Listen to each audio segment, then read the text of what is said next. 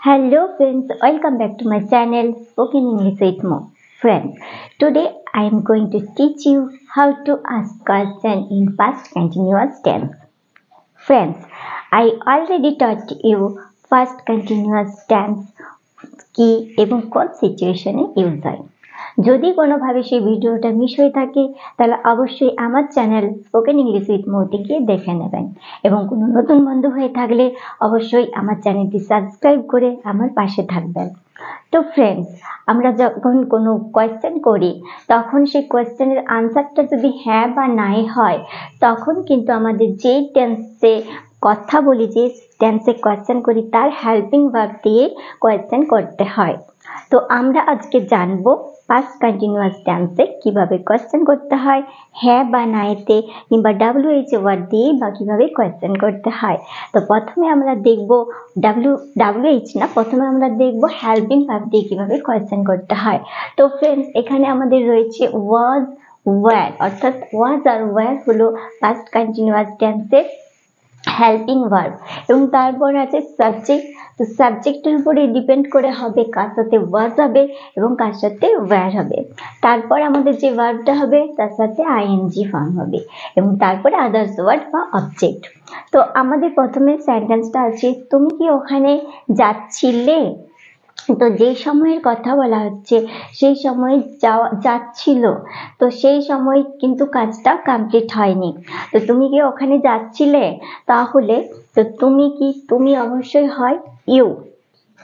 তো ইউ হয় তুমি, তো ইউ, এবার ইউ এর সাথে আমাদের হেল্পিং ভার্বটা লাগবে অবশ্যই ওয়্যার। তো আগে বলতে হবে ওয়্যার, তবেই কিন্তু কোয়েশ্চেন হবে। সাবজেক্টের পরে যদি হেল্পিং ভার্ব দেওয়া হয় তাহলে কিন্তু সেটা কোয়েশ্চেন হবে না।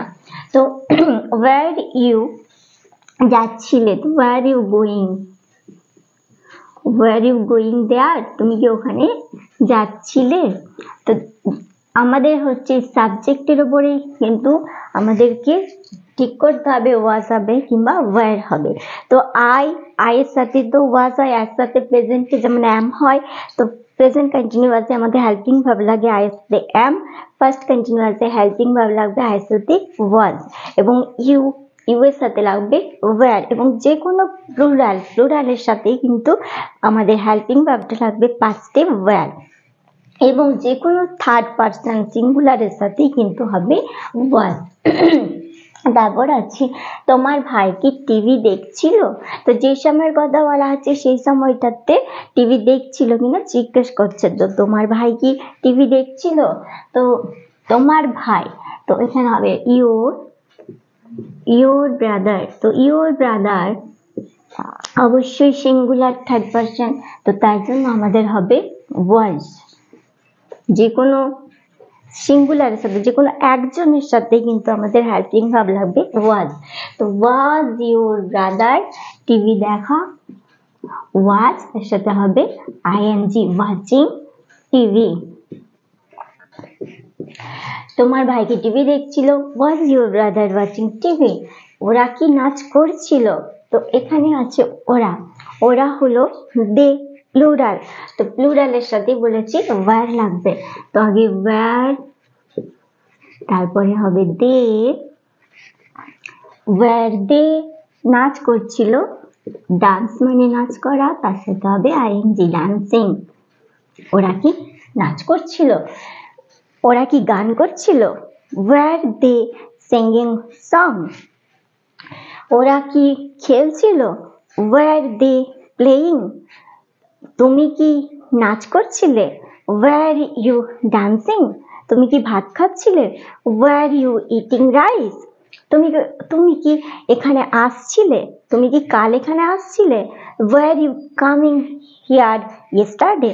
তো যখন আমরা পাস্টের কথা বলবো তখন যে পাস্ট টাইমে কাজটা কন্টিনিউ চলছিল, কমপ্লিট হয়নি, তো সেই সময়ে কিন্তু আমরা আইএনজি ফর্ম দিয়ে বলবো এবং আমাদের হেল্পিং ভার্বটা হবে ওয়াজ কিংবা ওয়্যার। সে কি ইংরেজি অভ্যাস করছিল? তো এখানে সে আছে, তো সে হি হয় বা সি হয়। তো মেলের ক্ষেত্রে হয় হি এবং ফিমেলের ক্ষেত্রে হয় সি। তার সাথে আমাদের হেল্পিং ভার্বটা অবশ্যই হবে ওয়াজ। তো ওয়াজ হি বা ওয়াজ সি অভ্যাস করছিল, ডুইং প্র্যাকটিস।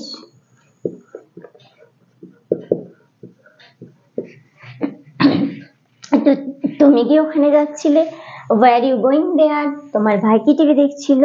তোমার ভাই, তাহলে was your brother watching TV? তোমার ভাই কি নাচ করছিল?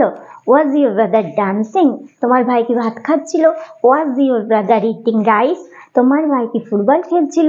Was your brother playing football?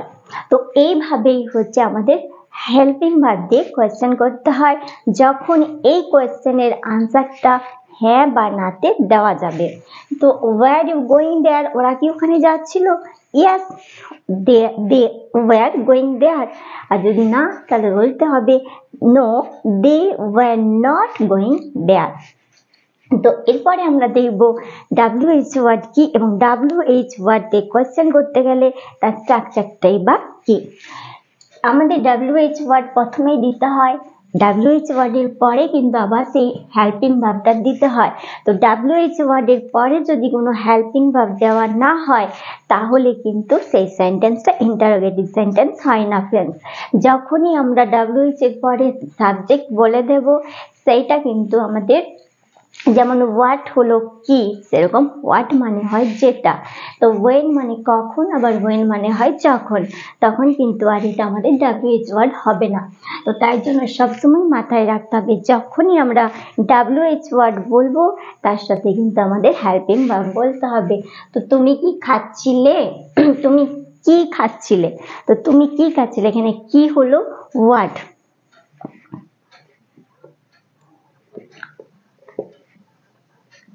তো হোয়াট, তুমি কি খাচ্ছিলে, সেই সময়টা কি খাচ্ছিল সেটা বোঝা যাচ্ছিল, কিছু খাচ্ছিল, কিন্তু কি খাচ্ছিল সেটার জন্য যখন জিজ্ঞেস করা হবে তুমি কি খাচ্ছিলে, তখন হোয়াট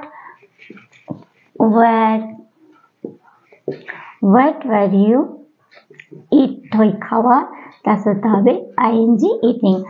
তো হোয়াট ওয়ার ইউ ইটিং, তুমি কি খাচ্ছিলে, এখানে কি হলো WH ওয়ার্ড, আর আমাদের WH ওয়ার্ড হলো হোয়াট। তো হোয়াটের সাথে আমাদের হেল্পিং ভার্ব লাগবে ওয়ার। তারপরে হচ্ছে ছেলেটি কেন কাঁদছিল। তো ছেলেটা সেই সময় কাঁদছিল, কেন কাঁদছিল, যখন কারণ জিজ্ঞেস করা হচ্ছে তখন জিজ্ঞেস করা হচ্ছে কেন কাঁদছিল। তো এই কেন দিয়ে যখন কোয়েশ্চেন করা হচ্ছে তখন কিন্তু শুধু হ্যাঁ বা না বলে দিলে হবে না, কারণ দেখাতে হবে। তো সেই এই কেনর জন্য আমাদের এখানে লাগবে why। The why was the boy cry মানে কাঁদা, এবং তার সাথে হবে crying। তো why was the boy crying, তারপর আছে ওরা কি করছিল। তো কি করছিল যখন জিজ্ঞেস করা হবে তখন এখানে হচ্ছে কি, অর্থাৎ WH ওয়ার্ড হবে what।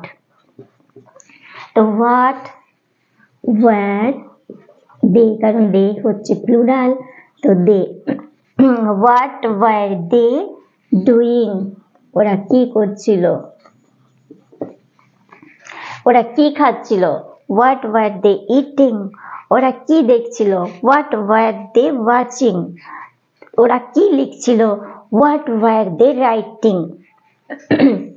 তোমার ভাই কোথায় যাচ্ছিল, তো এখানে আমাদের WH ওয়ার্ড হলো কোথায়, তাই জন্য হবে where। এবং where তোমার ভাই, সরি হ্যাঁ তোমার ভাই, where তোমার ভাই, তাই জন্য তোমার ভাই হলো একজন সিঙ্গুলার, তো where এর সাথে হবে was। তো where was your brother, তো where was your brother going, তোমার ভাই কোথায় যাচ্ছিল, তোমার ভাই কিভাবে যাচ্ছিল, তাহলে তো how was your brother, brother